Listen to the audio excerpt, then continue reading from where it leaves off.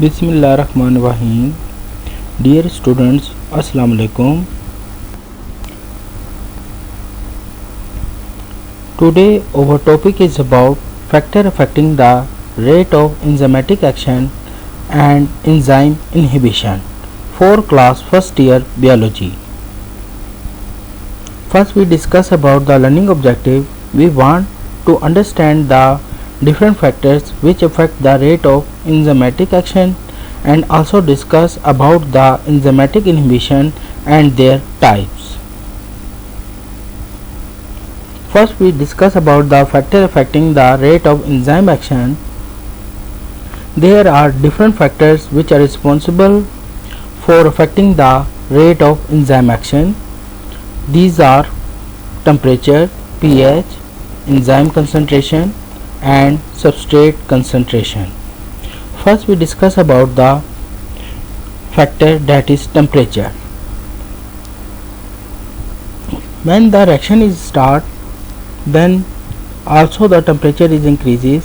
When we increase the temperature, then also the rate of reaction is also increases, because the molecule gains the kinetic energy and they are responsible for causing the to proceed the chemical reaction.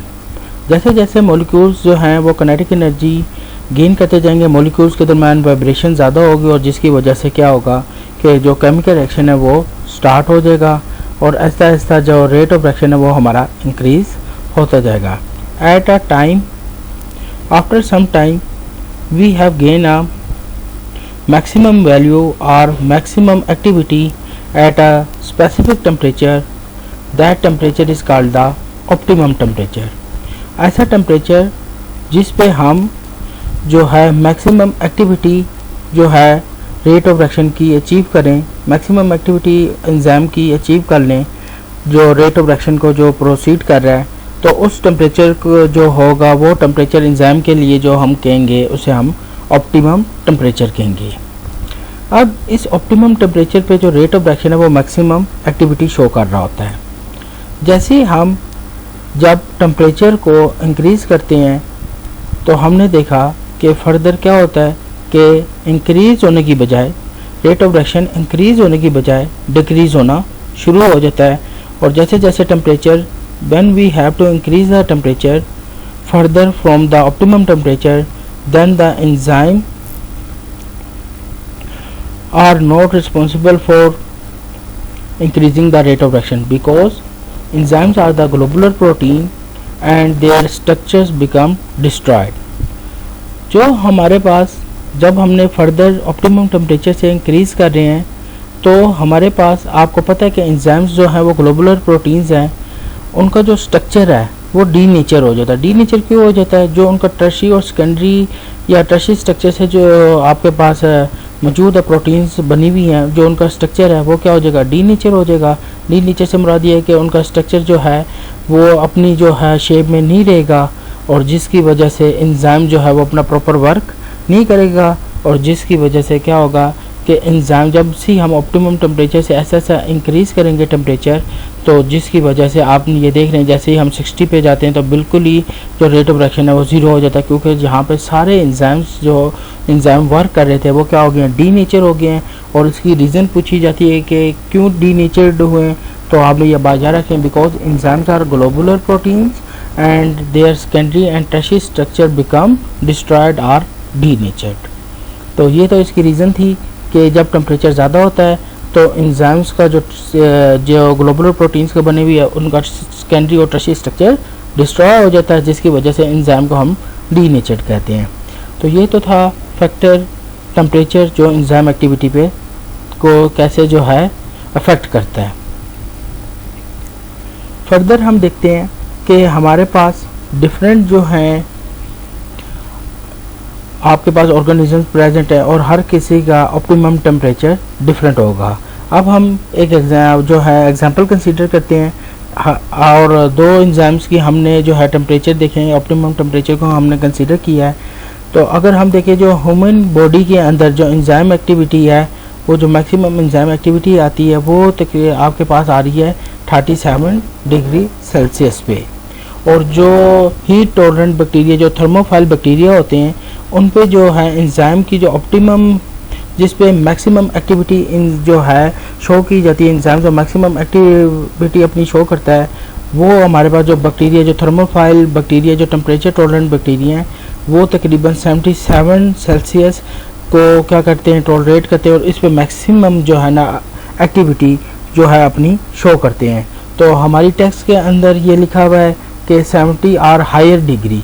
तो आपने ये बात याद रखनी है कि अगर आपके पास आपने ये जब आप ग्राफ बनाएंगे और ये शो करेंगे तो यहाँ पे आप 70 और हायर डिग्री भी लिख सकते हैं।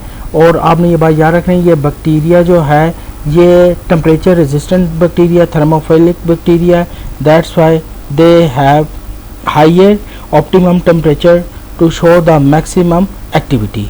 तो डिफरेंट एंजाइम्स की डिफरेंट जो है ऑप्टिमम टेम्परेचर्स होते हैं और जैसे ही आपके पास जो ह्यूमन बॉडी में जो मैक्सिमम एंजाइम एक्टिविटी आ रही है वो 37 सेल्सियस डिग्री में आ रही है, और जबकि जो थर्मोफिलिक बैक्टीरिया उस पर आपके पास जो मैक्सिमम जो एक्टिविटी है एंजाइम की वो आपके पास 70 और हायर जो है डिग्री सेल्सियस पर एक्टिविटी मैक्सिमम आ रही है। तो ये तो हमने के फैक्टर जो डिस्कस किए टेम्परेचर के बारे में डिस्कस किया। और फर्दर आप देखें कि अगर ये जो इधर से जैसे ही 37 सेल्सियस डिग्री से जैसे ही टेम्परेचर इंक्रीज़ करेगा तो एंजाइम का जो ग्लोबुलर स्ट्रक्चर है वो डिस्ट्रॉय हो जाएगा और जिसकी वजह से एंजाइम एक्टिविटी ख़त्म हो जाएगी और जिसकी वजह से रेट ऑफ रिएक्शन भी क्या होगा, फर्दर प्रोसीड नहीं करेगा। और इसी तरह जैसे थर्मोफाइल से जब वो मैक्सिमम जो आपके पास जो हीट टॉलरेंट बैक्टीरिया में अगर मैक्सिमम वो 77 से अगर ज़्यादा जब वो चाहता है तो फिर उसके बाद उसका भी क्या होता है, एंजाइम की एक्टिविटी कम होती जाती है, रेट ऑफ रिएक्शन जो वो क्या हो जाएगा, स्लो डाउन हो जाएगा, ऐसे ख़त्म हो जाएंगे बिकॉज जो सेकेंडरी और टर्शियरी स्ट्रक्चर है एंजाइम का वो डिस्ट्रॉय हो जाएगा। ये तो हमने डिस्कस किया टेम्परेचर के बारे में कि वो कैसे एंजाइम एक्टिविटी को इफ़ेक्ट करता है। फर्दर अब हम डिस्कस करते हैं पीएच के बारे में। Enzymes are very sensitive about pH of the medium. Enzyme जो हैं बहुत सेंसिटिव होते हैं पीएच, जो इस पीएच पे वो अपना वर्क परफॉर्म कर रहे होते हैं। जिस पीएच पे वो मैक्सिमम एक्टिविटी को शो करेंगे उसको हम ऑप्टिमम पीएच कहेंगे। और ये बात याद रखिएगा, जैसी और ऑप्टिमम पीएच बेसिकली क्या है, जिस पर आपके पास मैक्सिमम एक्टिविटी आ रही है, मतलब रेट ऑफ रिएक्शन मैक्सिमम आ रहा है, इसको हम क्या बोलते हैं, optimum pH. Optimum pH different enzymes का डिफरेंट होगा। अब इधर हमने दो जो है एंजाइम्स को कंसीडर किया, दो एंजाइम्स की पीएच को हम डिस्कस करने लगे हैं। कुछ पीएच जो कुछ हमारे पास एंजाइम्स है वो एसिडिक मीडियम पे वर्क करेंगे, कुछ हमारे पास ऐसे एंजाइम्स होंगे जो बेसिक मीडियम में वर्क करेंगे। तो आपने ये बात याद रखनी है बेटा कि जब आपके पास आप ये देखें ऑप्टिमम पीएच से जैसी आप इंक्रीज़ करेंगे तो इस बात को आपने, ये की पॉइंट है, इस बात को आपने याद रखना है कि enzyme conformation are very sensitive to pH because when the pH is increased the amino acids present in enzymes are ionized and their structure become destroyed। अब मैंने क्या बताया आपको, मैं दोबारा इसको समझाने की कोशिश करता हूँ कि बेटा ये बात आपने याद रखनी है कि जैसी आप पीएच को इंक्रीज़ करते हैं तो एंजाइम कन्फर्मेशन जो है वेरी सेंसिटिव टू पीएच है, जिसका मतलब ये है कि different amino acid present in enzyme, जिन अमाइनो एसिड्स की जो एंजाइम बना हुआ है, जारी बात है enzymes are protein in nature and जो amino acids are the building block of proteins. तो जो डिफरेंट अमाइनो एसिड्स प्रेजेंट है एंजाइम्स के अंदर वो क्या हो जाएंगी, उनकी आयोनाइजेशन हो जाएगी।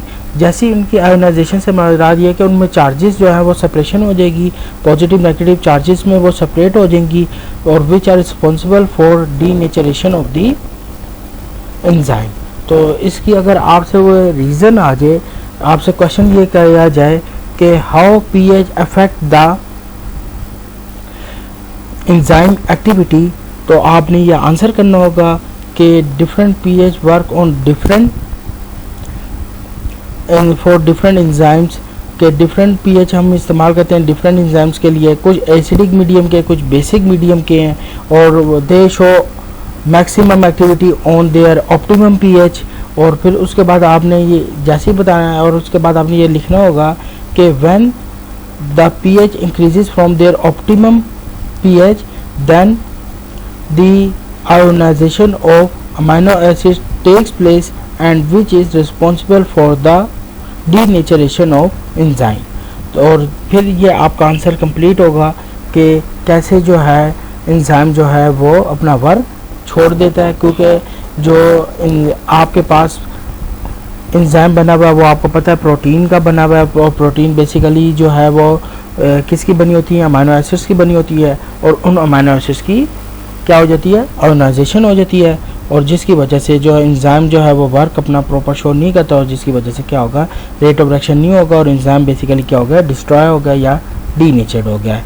तो इस तरह जो है वो पीएच अफेक्ट करता है आपका जो है एंजाइम एक्टिविटी को। और ये बात याद रखिएगा, जो पेप्सिन है वो मैक्सिमम वर्क शो करता है 2 pH पे, और जो ऑप्टिमम पीएच है ट्रिप्सिन की वो आपके पास मैक्सिमम वैल्यू शो होती है, जो मैक्सिमम एक्टिविटी शो होती है वो 8 पे शो होती है। और जैसे आप इनकी जो पीएच से ज़्यादा जैसी करेंगे तो उनकी जो आयोनाइजेशन हो जाएगी अमीनो एसिड्स ऑफ एंजाइम की, और वो एंजाइम्स आर डीनेचर्ड। इसी तरह इसकी भी अगर आप पीएच से जैसे आप बढ़ाएंगे आगे करेंगे तो 9 पे लेके जाएंगे तो वो डीनेचर शो कर देगा। उसकी रीज़न भी यही है कि जो अमीनो एसिड्स हैं उनकी आयोनाइजेशन हो जाएगी, और जिसकी वजह से एंजाइम का स्ट्रक्चर डिस्ट्रॉयड हो जाएगा। तो ये तो हमारे पास सेकंड फैक्टर था कि कैसे जो है पीएच वो आपकी एंजाइम एक्टिविटी को डिस्टर्ब करता है या कैसे अफेक्ट कर रहा है। अब फर्दर हम जो है पढ़ेंगे एंजाइम कंसंट्रेशन के बारे में, कि एंजाइम कंसंट्रेशन जो है वो कैसे अफेक्ट करती है रेट ऑफ रिएक्शन को। तो आपने एक बात को आपने अज्यूम करने के आपके पास अगर large access of substrate present है प्लस आपके पास एंजाइम्स भी क्या हैं वो प्रेजेंट है, तो आपने ये बात याद रखेंगे कि more enzyme molecules can react with the more substrate molecules so the reaction rate increases. ये की पॉइंट है कि जैसे जैसे आपके पास ये जो ग्राफ आप देख रहे हैं और स्ट्रेट लाइन आपको शो हो रही है, बेसिकली क्या हो रहा है कि एंजाइम की कंसंट्रेशन जैसे जैसे इंक्रीज होगी वो उतनी ही ज़्यादा substrate occupied more active sites, और सबस्ट्रेट जितनी ज़्यादा एक्टिव साइट्स एंजाइम की ऑक्युपाइड करेगा उतनी ही ज़्यादा रेट ऑफ रिएक्शन फास्ट होगा। दैट्स वाई आपके पास जो एंजाइम की और जो कंसंट्रेशन में जो आपके पास जो ये वैल्यू आती है, जो आपका ग्राफ बनता है वो स्ट्रेट लाइन बनता है। और उसका मतलब ये होता है कि जो आपके पास जो सबस्ट्रेट के जितनी भी एक्टिव साइट्स हैं वो सबस्ट्रेट जो आप सबस्ट्रेट ऑक्युपाइड कर रहे हैं और वो कन्वर्ट हो रहा है प्रोडक्ट पे। दैट्स वाई ये देखें आपके पास क्या होगा, ये देखें एंजाइम जैसे जैसे आपका एंजाइम कंसंट्रेशन ज़्यादा होती जा रही है वैसे वैसे क्या हो रहा है कि एक्टिव साइट जो है वो सबस्ट्रेट ऑक्युपाइड करता जा रहा है, और जैसे और इस वजह से आपके पास क्या हो जाएगा कि जो वो प्रोडक्ट में कन्वर्ट होता जाएगा और रिएक्शन जो है वो फास्ट वैसी वैसी रिएक्शन क्या होता जाएगा, फास्ट होता जाएगा, और वो क्या होगा हमारे पास स्ट्रेट लाइन ग्राफ ऑब्टेन होगा। अगर हमारे पास डिफरेंट कंडीशंस में वो हमें इधर दे दे वन, इधर मुख्तलिफ लाइन्स अगर बना दे, तो आप याद रखिएगा जिसकी लाइन जो है रेट ऑफ रिएक्शन किसके करीब होगी, रेट ऑफ रिएक्शन के करीब होगी, तो उसका मतलब है वो फास्टर शो कर रहा है, क्योंकि उधर क्या हो रहा है उतनी ही जल्दी क्या हो रहा है सबस्ट्रेट जो है एंजाइम की कंसंट्रेशन ज़्यादा है उतनी जल्दी सबस्ट्रेट बाइंड हो रहा है, उतनी जल्दी कन्वर्ट होता जा रहा है और रेट ऑफ रिएक्शन फास्ट होता जा रहा है। तो ये तो था एंजाइम कंसंट्रेशन के बारे में कि एंजाइम कंसंट्रेशन कैसे जो है अफेक्ट कर रहा है एंजाइम एक्टिविटी को।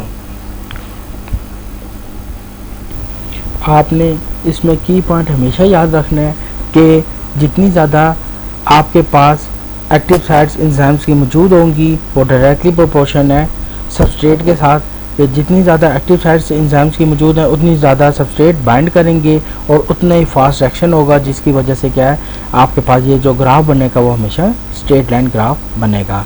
अब हम फर्दर डिस्कस करते हैं सबस्ट्रेट कंसंट्रेशन को। सबस्ट्रेट कंसंट्रेशन में आपने ये बात याद रखनी है कि आपके पास एंजाइम लिमिट में है और सबस्ट्रेट जो है वो बहुत ज़्यादा प्रेजेंट है। तो जब all active sites are occupied by the substrate, all active देखिए टाइम गुजरता है रेट ऑफ रिएक्शन शुरू में ज़्यादा होता जा रहा है, और यहाँ पर आके क्या हुआ है पॉइंट ऑफ सैचुरेशन हम जिसे कह रहे हैं, basically it represent that all active sites of the enzymes are occupied, all active sites are of enzymes are occupied. इसका क्या मतलब हुआ कि अब आप जितनी भी इंक्रीज़ कर लें, जितना भी सबस्ट्रेट जो है इंक्रीज़ कर लें, लेकिन वो क्या होगा, आपके पास यूँ स्ट्रेट लाइन बनती जा रही है।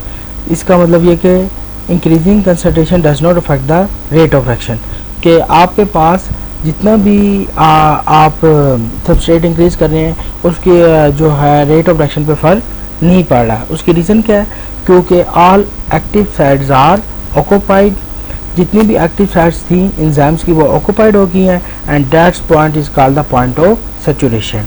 तो सबस्ट्रेट कंसंट्रेशन इस तरह अफेक्ट करती है कि जैसे ही हम बहुत ज़्यादा सबस्ट्रेट को ऐड कर देते हैं और एंजाइम्स हमारे पास लिमिटेड होते हैं, तो एंजाइम्स हमारे पास लिमिट अमाउंट में मौजूद हैं, तो उनकी ऑल एक्टिव साइट्स जो होती हैं वो ऑक्यूपाइड हो जाती हैं, और जिसकी वजह से जो फर्दर जो है वो सबस्ट्रेट जो है प्रोडक्ट में कन्वर्ट नहीं होता।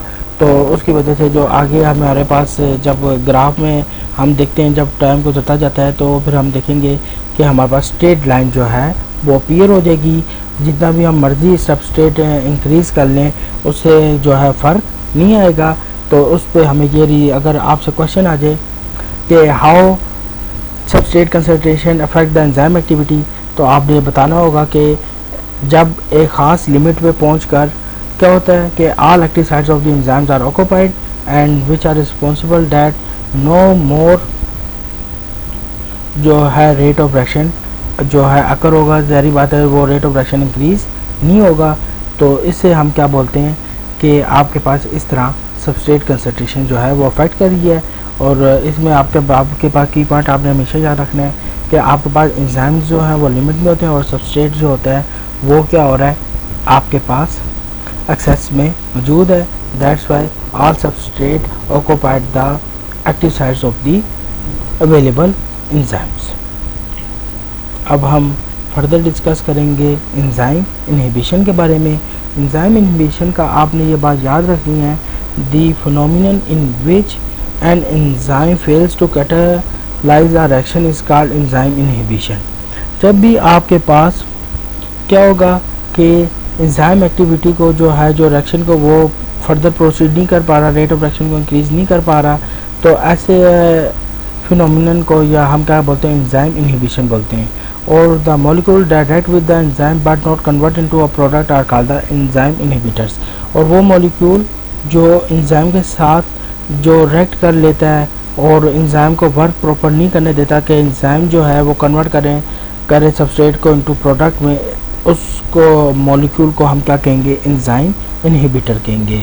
अब हम इसकी फर्दर टाइप्स के बारे में देखते हैं। इसकी दो मेन टाइप्स होती हैं, एक को हम इरिवर्सिबल इनहिबिटर बोलते हैं, एक और रिवर्सिबल इनहिबिटर्स बोलते हैं। जो आपके पास इरिवर्सिबल इनहिबिटर्स हैं बेसिकली वो permanently denature the globular shape of the enzyme. जो क्या कहते हैं वो परमानेंटली क्या कहते हैं, वो आपके जो आपको पता है कि enzymes are protein in nature है, वो जो उसकी शेप है ग्लोबुलर शेप है एंजाइम की उसको डिस्ट्रॉय कर देते हैं, जिसकी वजह से enzymes are unable to cause the reaction, जिसकी वजह से एंजाइम जो है वो सबस्ट्रेट को प्रोडक्ट में कन्वर्ट नहीं कर सकता।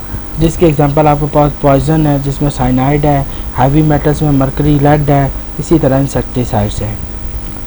इसी अगर हम बात करें रिवर्सिबल इनहिबिटर्स की, तो बेसिकली रिवर्सिबल इनहिबिटर्स जो है वो temporary block the active side of the enzyme for incoming substrate. जो आपके पास रिवर्सिबल इनहिबिटर्स होते हैं वो टेम्परेरी ब्लॉक करते हैं, वो परमानेंट ब्लॉक नहीं करते बल्कि टेम्परेरी ब्लॉक करेंगे और एक्टिव साइट्स को जो किसके लिए, ताकि सबस्ट्रेट उनके साथ बाइंड जो एंजाइम के साथ बाइंड ना कर सके और प्रोडक्ट में कन्वर्ट ना हो। इसमें हमारे पास दो टाइप्स आ जाती हैं, एक को हम कम्पिटिटिव इनहिबिटर्स कहते हैं और दूसरी को हम नॉन कम्पिटिटिव इनहिबिटर्स कहते हैं या एलोस्टेरिक साइट इनहिबिटर्स कहेंगे। अब हम इसको डिस्कस करते हैं कि हमारे पास कम्पिटिटिव इनहिबिटर्स क्या हुआ है। अगर आप अगर जो है डायग्राम ए को देखेंगे, डायग्राम ए है, तो हमारे पास ये एंजाइम मौजूद है जो सक्सीनेट को कन्वर्ट करेगा आपके पास फ्यूमरेट में। ये सक्सीनेट इसके साथ कंबाइन होगा, सक्सीनेट एंजाइम कॉम्प्लेक्स बनेगा और जिसकी मदद से क्या हो जाएगा एंजाइम सेपरेट हो जाएगा और फ्यूमरेट बन जाएगा। ये तो नॉर्मल प्रोसेस था कि जिसके सक्सीनेट को कन्वर्ट होना था फ्यूमरेट में।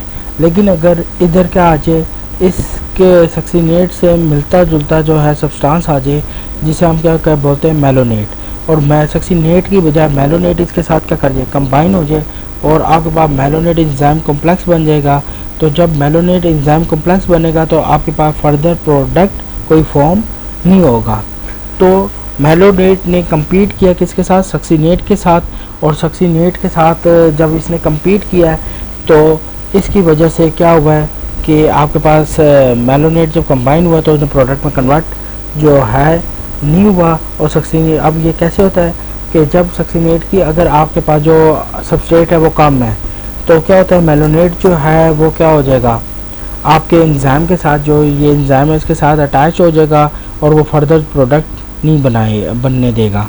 लेकिन जब आप कंसंट्रेशन इंक्रीज कर देंगे, सक्सिनेट की कंसंट्रेशन, आप अपने सबस्ट्रेट की कंसंट्रेशन इंक्रीज कर देंगे, आपका सबस्ट्रेट सक्सिनेट है उसकी कंसंट्रेशन इंक्रीज कर देंगे, तो क्या होगा कि जो आपका कम्पिटिटिव मॉलिक्यूल है जिसे मेलोनेट कह रहे हैं वो क्या होगा, इस एंजाइम के साथ अटैच्ड, जो एक्टिव साइट पे अटैच हुआ था इस एंजाइम के साथ अटैच नहीं होगा, और जिसकी वजह से दोबारा जो है वो सक्सिनेट क्या होगा, इसके साथ अटैच हो जाएगा और फिर दोबारा जो है फ्यूमरेट जो है वो बन जाएगी।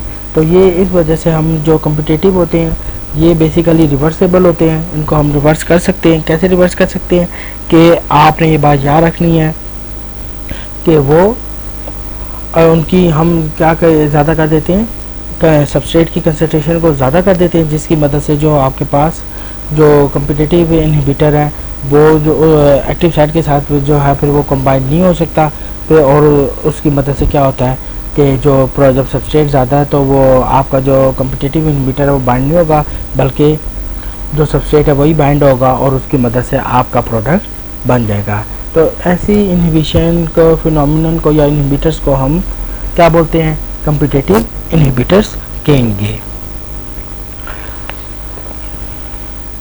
फर्दर मोर अगर हम इसको देखें तो हमारे पास दो टाइप्स आती हैं नॉन कम्पिटिटिव इनहिबिटर्स की, जिसमें एक को हम रिवर्सेबल नॉन कम्पिटिटिव इनहिबिटर कहते हैं और एक को इरिवर्सेबल नॉन कम्पिटिटिव इनहिबिटर्स बोलेंगे। अब आपके पास जो नॉन कम्पिटिटिव इनहिबिटर्स है basically they are attach to the allosteric side. Allosteric side को मैंने पहले भी आपको लेक्चर में जो है वो बताया था कि एलोस्टेरिक साइड आर दो sides which are other than the active side.